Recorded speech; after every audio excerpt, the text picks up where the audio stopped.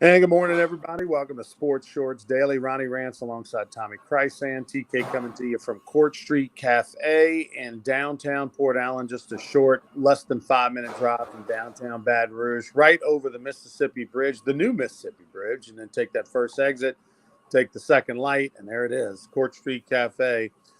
Today on Sports Shorts, presented by LeBears Casino, we are going to talk about what's going on in the world of sports, which is NCAA March Madness, not only for the men, but also for the ladies. First off, for the men, the only team from the state of Louisiana are the Raging Cajuns. They are going dancing for the first time in 2014. But on the ladies' side, there are three teams from the state of Louisiana represented, two from the capital city, Southern University. The Jags win the SWAC tournament. They've advanced. LSU will be a 3 seed, not a number 2 seed. There will be a 3 seed hosting the NCAA Baton Rouge. And Tommy Krysan's breaking out his Robin Roberts jersey as the Southeastern Lions are going dancing for the first time ever by winning the Southland Conference tournament. And they will. Who does Southeastern play and where? You've got Sacred Heart. Is that who they play? I'd have to look that up again. I looked real quick, but first time in school history, and of course, Robin Roberts, among many great players that played there. There was some others before her, including the national championship team. But yeah, so that was cool for the Lady Lions of Southeastern. First time ever they won the Southland tournament. For LSU's women, number 3 seed, that's probably a little bit of a disappointment. Probably if they would have made it to the championship game, they could have maybe gotten in there as a 2 seed because then the only losses would have been against South Carolina on the year, which nobody can blame them. But they will be at home. They'll take on Hawaii, who is the 14th seed. The winner of that game will take on Michigan, UNLV. Michigan is a 6 seed. UNLV is a 11 seed, even with a gaudy 31-2 record. Look, I suspect, Tommy, that that LSU, if they get past Hawaii, LSU versus expected to be Michigan, will be the hottest women's basketball ticket in the history of this state. Heck, the Mississippi State season finale, which really was meaningless other than, you weren't going to win a conference championship. You already were a second or third seed. You were already locked up hosting the first round of the tournament. That was a super tough ticket, with lower bowl tickets going for nearly $200 a piece, if you could even find any. But this one's going to break a bunch of records if LSU just takes care of business against Hawaii. Yeah, no question about that. When do they play? LSU Hawaii. It's Friday the 17th. Okay. Yeah. So St. Patrick's Day in the PMAC should be a great one for Kim Mulkey's squad. As far as the other men's teams, Tulane had a good year. They couldn't quite finish it out. They lost in the semifinals to a very good. Got beat by like 40 in the semifinals. Yeah, got beat by 40 by Memphis, and then Memphis went and destroyed Houston. I mean, they dominated that championship game. So Memphis, so Tulane's run ended. Northwestern State made it all the way to the Southland Conference Finals on the men's side. They had a 16 or 17-point lead in the first half, blew it, and lost in the championship game. And then their coach left. Yeah, their head coach, after one and done in Natchitoches, headed to Austin Peay, going to double his salary, plus Austin Peay's where he went to college. Can't blame him for that. So Northwestern State's nice little run was over with. But the big news also in the Southland and with LSU, Will Wade back in coaching. Tell us about it. Yeah, Will Wade signs a 5-year deal in Lake Charles. Hadn't seen a number yet. I'm sure that'll come out sooner or later. Talked with somebody very connected to the McNeese program athletically, and he said the new AD, who's a former basketball coach, his goal is not to make the Southland tournament in all their sports, okay? His goal is to make a bigger mark and get to the NCAA and make a run or whatever, kind of like football did 20 years ago or so. They had a couple of good runs. So, Will Wade, it's going to be curious to see how he does. I mean, the guy can recruit, the guy can coach. We know that. His winning percentage at VCU and Chattanooga and LSU speaks for itself. He was the coach of the year in the SEC, won an SEC championship. I mean, I think this is big for McNeese, big for the Southland Conference. And there's still a pending cloud that could come down from the NCAA. I'm sure that all got discussed, but he's in Lake Charles, and he's in charge of the basketball program.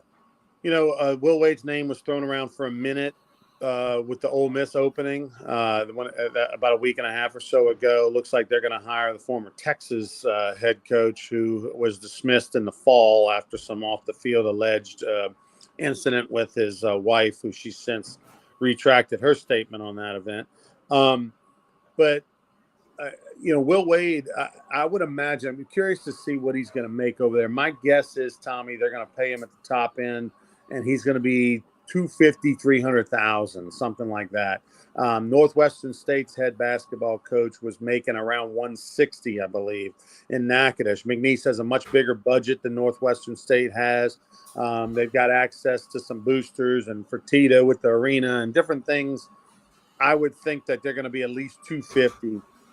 Something like that. And look, this is obviously going to be a stepping stone for Will Wade. He's going to go over there for a year or two, hopefully, win and repair his image a little bit.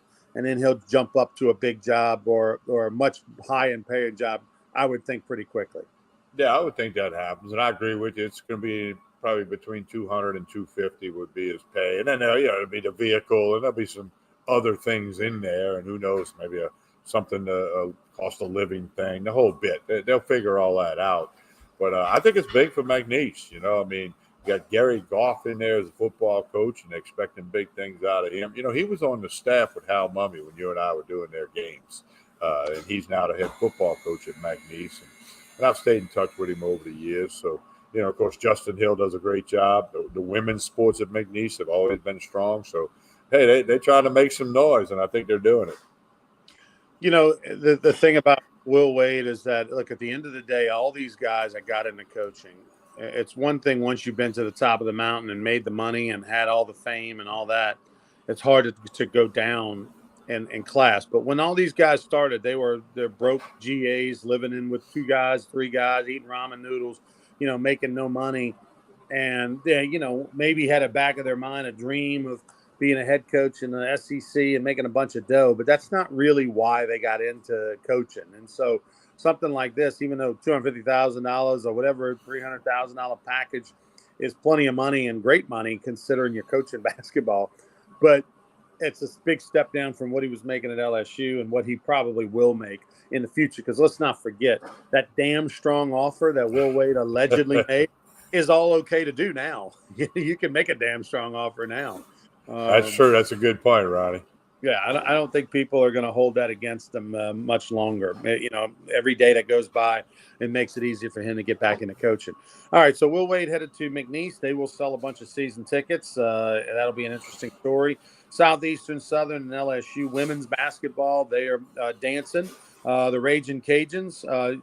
You were telling me a little bit about their head coach, and I'm looking to see. Usually McNeese and UL play at least once a year in basketball. There's no love lost between the Raging Cajuns and Will Wade. No, there's not. So we'll see what happens with that. But hey, Bob Marlin, has done a consistent good job with the Raging Cajuns. Hadn't been to the tournament in 2014, but they've been a force in the Sun Belt Conference, and then getting this to the tournament, is going to be big for them, and may help in recruiting, may help in some fundraising. So, Bob Marlin has quietly done a damn good job in Lafayette. We're going to talk some LSU baseball in a minute, but I know you knew Pete Maravich's widow and his kids and all that kind of stuff. And Pete Maravich's name came up a lot this year because there was a record that might have been broken, but now we know it won't. Right. There's a kid, Antoine Davis, who's the son of Mike Davis, former Indiana coach, UAB coach. Played 5 years because of COVID and all that, and came up about 4 points short of breaking Pete Maravich's career point record. Pete did it in 3 years, no 3-point line. We know that story. In 5 years, he couldn't quite catch him. Their record was well under 500. They lost out of their conference tournament. He played Detroit Mercy. And then there was word that the CBI tournament, you got the NCAA, you got the NIT, and the CBI, College Basketball Invitational or something, was going to take him just so he could break Maravich's record. They did not invite Detroit Mercy, so Pete Maravich's record is safe. I posted an article about that on my Facebook page, and I tagged Joshua Maravich, Pete's second son, who played at LSU, who was very vocal He's not a big social media guy, but he had a lengthy post that went viral nationally about a week ago with this guy, buying his way into this tournament to break Pete Maravich's record. But as somebody put on my post, now the record will definitely never be broken, because we always said anybody that's that good is not going to play 3 years in college basketball. And now you had the guy 5 years because of COVID and all that. Well, now going forward, Pete Maravich, all-time leading scorer in the history of college basketball. That record stays intact.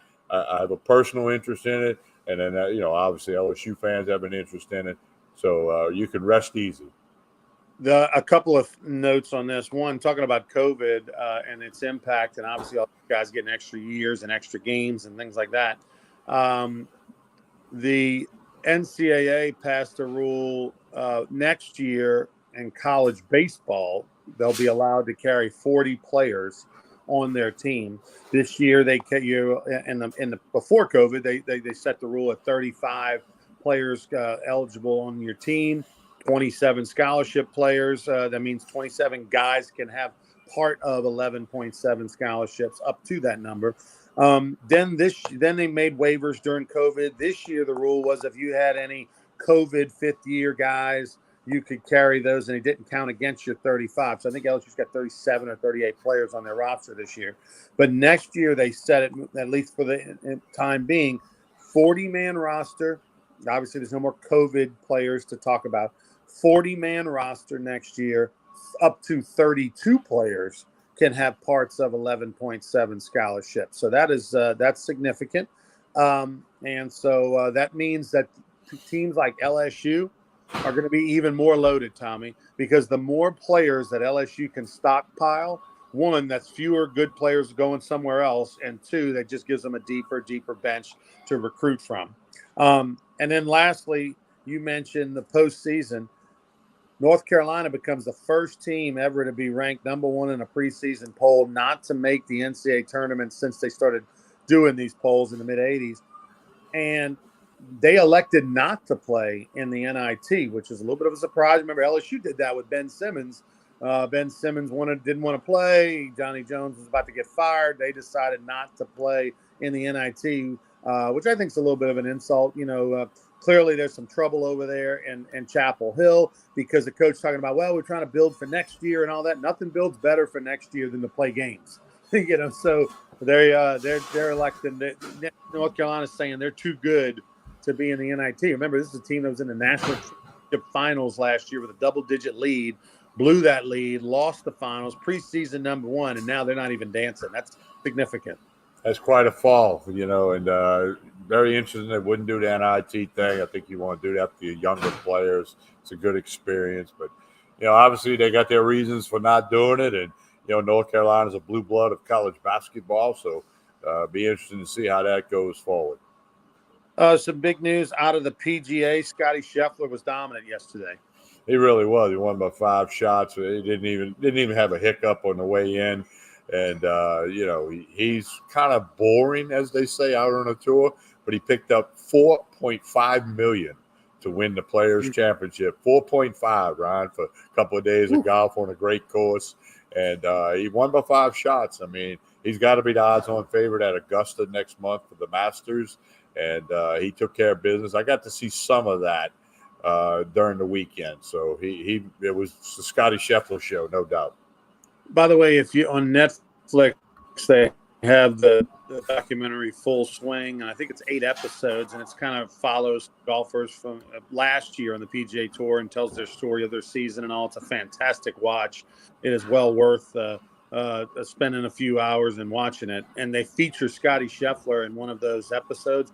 I mean, there's nothing not to like about this guy. I mean, if you watch the Scotty Scheffler feature on Full Swing on Netflix, you'll be a big fan. I can say the same thing for Tony Finau as well. That's a guy that you would definitely pull for. Let's talk a little LSU baseball for a minute. The Tigers take care of business. They sweep Samford. All 3 games were by 10-run rule, by the mercy rule, after 7 innings of play.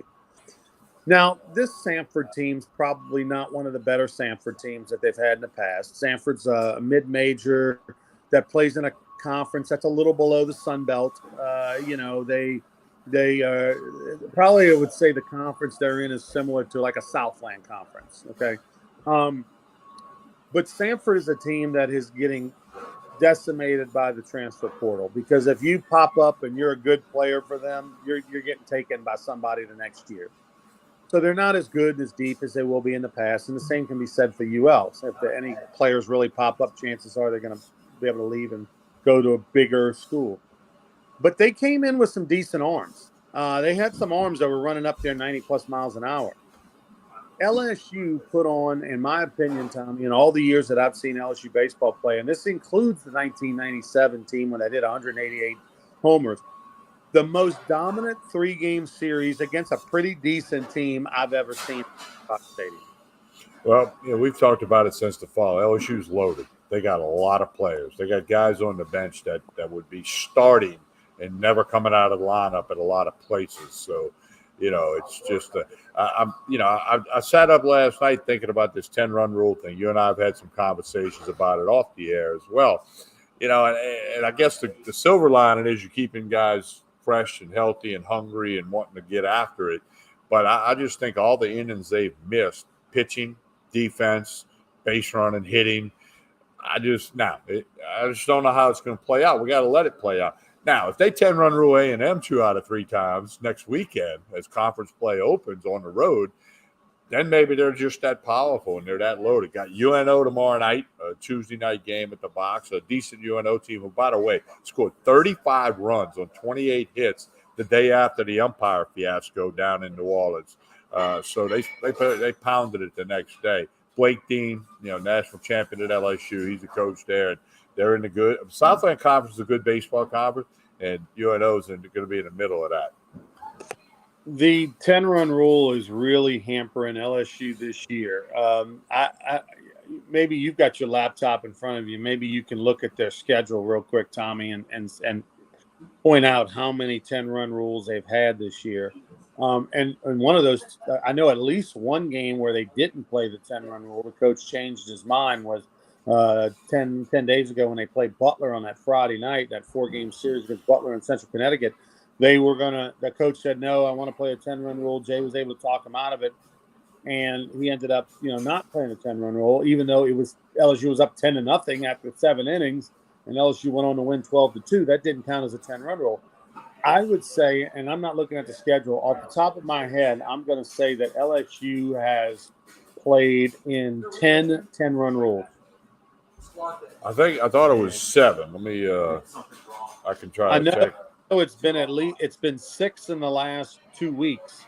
The 3 this weekend, 3 last weekend, and again should have been 4 last weekend, but Butler elected not to. They did not 10-run rule Lamar, so that's 6 just in the last 10 days. I'm trying to see before that how many 10-run rules they had. And my point to that is to say that's we're talking about 6 in the last week. That's 12 innings that this team didn't get to pitch. That's 12 innings that this team didn't get to hit. Well, they beat Western Michigan 10-0, but that wasn't a 10-run rule, right? That was opening weekend. I don't know. It doesn't say on there if it's 7 No, innings. it did. Well, yeah, that was not. They 10-run ruled Southern. That's 1.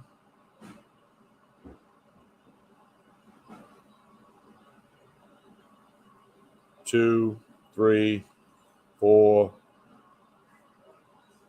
5, 6, 7 total. I was right. 7 total 10-run rules. The Western Michigan 10-0 game doesn't count as a 10-run rule. So 14 innings that they're missing this year. I mean, yeah. and people at home may think, okay, well, what's the big deal? Here's the big deal. 7. Blake Money's like, that's 14 innings that would have been at least 14 more innings that they would have pitched, but most likely, so that's 14 innings, and most of those games that are, they're blowouts and you're going to throw the 8th or the 9th. That means one guy's throwing the 8th, one guy's throwing the 9th. Maybe Jay is doing 2 outs, and then let me bring in a guy when a runner gets on to simulate, coming in the game with a runner on base.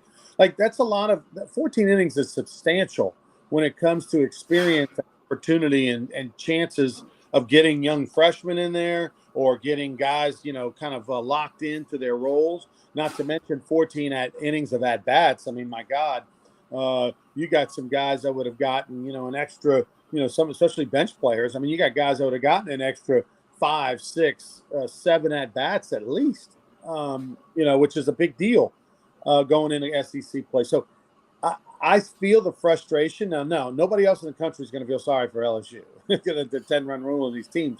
But from a standpoint of keeping your players happy, keeping your bench happy, keeping them locked in, keeping them prepared, your pitchers and your hitters kind of, at the peak, this is really hurting them. And I guarantee you the last 2 games on Friday, Riley Cooper came in to pitch. There was runners at first and second with 2 outs, Tommy. And it was going to be a 10-run rule if he got that last guy out. And I said to myself, I guarantee you Jay Johnson hopes this guy gets a base hit so that they can play one more inning. And sure enough, the guy hit it off the end of the bat. It was going to be a Texas leaguer, and Kling came sliding in to make a diving catch to end the game. And then the same thing yesterday. They had a runner in scoring position, and they were able to get the guy out instead of getting a hit and extending the game. I mean, he has been vocally against the 10-run rule. Yeah, and it's a double-edged sword, and I think right now, today, I think it's working against LSU because, as you said, those guys aren't getting at bats. As Nookie just said, that you're missing 2 innings of defense. Which you want to be sharp on defense, and you're missing some guys out of the bullpen who you may need once SEC play starts. Because you would think you're not going to be 10-run ruling all the SEC teams. Now, maybe they're going to prove it strong and go out there and smoke A&M in College Station this weekend. I don't know. Time will tell. The one thing I'll say also, what was I getting into here? Betting wise, okay, this has been a fiasco. The 10-run rule has been a fiasco on betting. So everyone was pissed off because DraftKings, which is a very popular app that does a lot of probably more college baseball than the other app. DraftKings this past Monday had against Butler this previous Monday had a line spread -9.5. A lot of people took LSU to cover that -9.5. They did. They won 11-1, but it was only a 7-inning game, so DraftKings voided the bet, which was a big deal. Then myself on Barstool, not happy with our boys over at Barstool. On Saturday, I believe it was, Tommy? Yeah, this Saturday against Samford. The over-under number of runs in the game was 13.5. I took the over. LSU won 12-0 in 6.5 innings, and they counted it as a loss. That's not good. Yeah, so I wound up losing my bet. I took the over-under 13.5. It went 6.5 innings, and Barstool said because LSU was up 12. It said I had a loss. To me, that is terrible. You've got to avoid that bet. If the game only goes 6.5 innings, but live and learn. And I'm only going to go money line the rest of the way because I'm not going to get burned on something like that. And the apps in college baseball and all these rules are all very new. They're kind of just getting used to learning how to work within that world. But pay attention to the fine print, whatever the case may be, because those were 2 bets that should have been wins. One, I literally won, but they voided the bet, and the other, I'm up 12-0 after 6.5 innings, and over under 13.5 on the game, and I wound up, that one should have been avoided because that's just not right. Yeah, no, it's like a double-edged sword there. They can't have their cake and eat it too. If you go avoid one bet due to the game not going 9, you got to avoid all bets due to the game not going 9. That's what I would think. Yeah, well, one was DraftKings and one was Barstool. Okay, so but different policies. I'm definitely going to look into it because I've been red hot betting. You have. You're on fire, man. You're on fire. By the way, it's still sad. Didn't sleep well yet last night. 18-6-1 betting against LSU basketball spread over the last 25 years. It's been a hell of a run, Tommy. It's kind of like breaking up with that girlfriend. You just it's going to end. You don't want it to end. It was 18. I don't know that I'll ever see 18-6-1 again. Yeah, it was a heck of a run, kind of like our Bama first half football line a couple years ago. We had a heck of a run. So we got to find the next run, Ron, whatever that might be. The next run is always bet on LSU baseball this year, midweek, unless there's some rash of injuries to arms or anything, especially because these guys haven't thrown a lot. They're going to be fine. Think about it tomorrow night when they play UNO. Christian Little's got to throw. The big 6'8" freshman Shores has got to throw. He didn't throw this weekend. They've got to throw people like Garrett Edwards who throw 95, 96. They've got to throw their dudes. They've got to get Riley Cooper an inning or what. Like they've got to throw their guys. It's not like they're going, man, we got a midweek game. We got to throw off, got to save or protect everybody for the weekend. They got to get these guys some work. So because of that, they're coming full guns blazing. And oh, by the way, they've got really good players that are on the bench that are fighting for playing time. Milazzo's hitting over 400, and he's not even starting at catcher. Joe Bear's been in a slump. He's got to get it turned around, or Pearson's going to take his spot. And Pearson's slow. There's so much competitiveness on this team that these midweek games, they're not just out there rolling through. This is a different midweek game. They are going to destroy UNO tomorrow night. So bet the house on the Tigers, whatever the spread is. Well, and they're going to probably throw Johnny Holstaff, get all them guys in there, X number of pitches or 1 inning, 2 innings, and get some work in. I would think, Blake Dean better than I do, but I would think he wouldn't, his pride might not let him do the 10-run rule. He might say, no, we're not doing that, because they just scored 35, albeit against Mississippi Valley State, so, the whole story, it's Ron Maestri, Skip Burton, UNO. I mean, there's lots of stories here. So I would think they don't play the 10-run rule.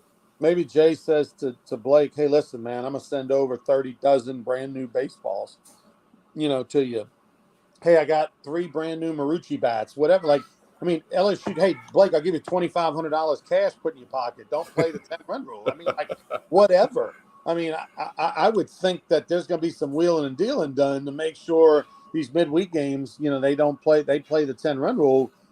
$3,000 can go a long way to that UNO baseball program. LSU's got it in the change cup by Virginia in the front office. So I would expect that there's a good chance there'll be some bartering tomorrow, and Blake Dean will play 9.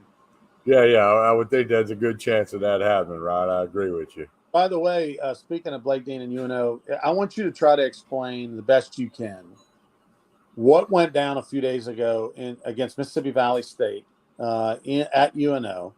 It was one of the most egregious, horrible things I've ever seen on a baseball field, and there's been some fallout nationally since the incident. And I've learned a lot about this, okay? People need to listen to this. First off, Reggie Drummer's the umpire. I know people that say he's a great guy and a great umpire. He's helped young umpires, through travel ball and high school and all that. Here's another thing I learned. The Mississippi Valley State dugout was chirping at him all night, calling him Uncle Tom because he was African-American and they didn't think they were getting the calls, okay? They were really on him all night, which I'm sure raised his blood pressure a little bit. Then, the pitch before the bad pitch was a horrible call, and the batter jumped up and down and pointed with his bat. He should have threw him out right there. He should have been thrown. I want to explain. We're in the bottom of the last inning, okay? And Mississippi Valley State had the lead through most of the game against UNO. UNO came back, took the lead. They're up 3 or 4 runs, I think, in the 9th inning. And we're down to the very last batter of the game for Mississippi Valley State against UNO down in New Orleans when the umpire basically lost his mind. And okay, go ahead. Yeah, and the pitch before the bad pitch was definitely not a strike. I mean, not one of them you can argue about. With 10 million video replays, it was a bad pitch, and the batter knew that, and he got very demonstrative. He can't show up the umpire. He should have been tossed, okay? But Reggie, for whatever the reason, didn't toss him, and then the next pitch, Ronnie, was clearly 2 feet outside and down, okay? And he rung him up and just headed towards the exit. Okay, because that was a final strike, final out of the game, headed towards the exit. Credit the UNO catcher. He kind of got in the way of the batter to say, hey, I know it. Catchers know 99% of the time whether it's a missed call or not because they're the catcher. They're the closest one to it other than the umpire. Actually, they're closer. So, in UNO, it kind of diffused what could have got really bad. But again, I know some people that know Reggie. I don't. They say he is a great guy, a good umpire. He takes young umpires and tries to teach them. But he made a bad decision by A, not throwing the guy out, and then B, punching him out on that pitch that got like 82 million views nationally. And he's been suspended by the Southland Conference. That announcement came out the next morning. And they just said indefinitely. They didn't put a time on it. I've talked to people. Ken Trahan wrote a great article at CrescentCitySports.com about the whole thing. I've talked to some people who said, this guy should get a second chance. Again, I wouldn't know him if he walked into Court Street Cafe in Port Allen right now. But we'll see how it plays out going forward. Well, here's what I say about that is that, the umpire is in charge of the game. And so regardless of what a good guy Reggie is or isn't, he lost control of that game. If the dugout is truly yelling and chirping and calling him Uncle Tom, then toss him. Give him a warning and say, Coach, if I hear another comment like that, you're going and pick a player. You know what I mean? Like, that's how you control the game. You don't just say, I got my blood pressure high, and then he literally lost his mind. It's like a crazy person that cracked. He literally cracked and said, I'm out of here. I'm calling these. I'm over it. And he lost his mind. He called the second to last strike of the game was literally a ball about 3 inches off the ground. It was a terrible call. The batter was so shocked, he literally jumped up in the air and did like a 180 pirouette and was like, what? Which I don't blame him. Like, I would have done the exact same thing. It had nothing to do with Mississippi Valley State, all game long chirping. The umpire cannot lose his mind like that. And then on the very last call, he's like, he just was over it. When Tommy says the pitch was 2 feet outside and down, the catcher literally backhanded the ball and had to go to his knees, had to take a step and go to his knees to backhand it. Stevie Wonder could see that it was a ball. It was, to me, he doesn't deserve to ever umpire again in the Southland Conference. Because you lost your cool. I don't care what they said. Control the game. And if he's a veteran umpire, he did not. He doesn't know how to control the game. So you controlled the game, and then you made it personal and took it out and affected the outcome of a Division I college baseball game. This isn't a time limit 15-year-old summer baseball game, which we've seen umpires lose their mind on that. This was a major. You clearly don't have the mental fortitude to umpire at that level anymore. And Ronnie, it goes back to what you said. If he controls the game, it never gets to that point. Right. If they're chirping out the dugout with racial overtones or whatever, like you said, you walk over there and say, Coach, if I hear one more thing, I'll empty the dugout if I have to, and you'll have 9 guys in the lineup. So he probably would do a lot of things different if he could do it over again. But you're right, he just did not handle it properly. All right, we got Rachel wanted to know how Casey's doing. Casey said he's not real happy right now. When he rode as somebody put on the live stream we did, it looked like the cow was a Benadryl. It wasn't a bucking bull. But Casey got the rough end of it. I saw all the videos, and we hope Casey gets better soon. I can't wait for the next Casey extravaganza. So for those that don't know, Casey McKenzie, if you've been living under a rock, the Guru general manager, we went out to 6M Ranch, Todd McClure's ranch, where he raises bucking bulls for all the rodeo tours. And we had this standing bet. Guys had put up a pot of money for Casey to ride. He was committed to ride. If he didn't, he was going to owe the money that was in the pot. It was substantial.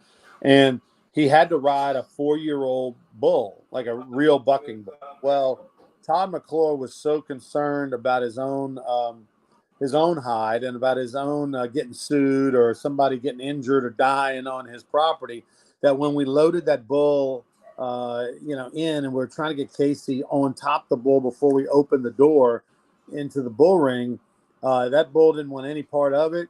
Todd freaked out and said, hey, how about I get you a second bull? And the guys, that did the bet said, all right, we'll go 50% on the money if he rides the second bull. Now, he brought out the Bluebell cow, that's on the side of the carton for the ice cream. This thing was, unbelievable. It is like kid rides at the zoo. But that said, Casey fell off that cow, which is, 5 feet tall, 6 feet tall, whatever it was, and broke a couple of ribs. So he's playing hurt today. He got half the pot, though. He got some of the money. I don't know if it was worth it or not. But I will say this. Todd McClure didn't provide a vest for Casey to ride. Like the PBR guys, the real rodeo guys, wear a protective vest. He didn't give him that. And he didn't have any rodeo clowns. Like one of the guys no-showed for work, so he didn't have a rodeo clown, which would have kept them away from Casey if he was on the ground. So I mean, this was very sketchy from the get-go, and I'm shocked that Casey even rode the Elsie the cow, considering no protective The info. audio video really bad. See if that changed. All right. You there, Tommy? Yeah, the audio video really bad the last couple of minutes, but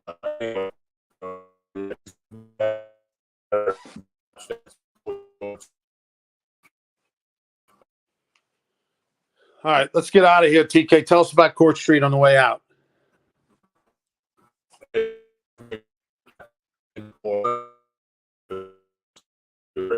next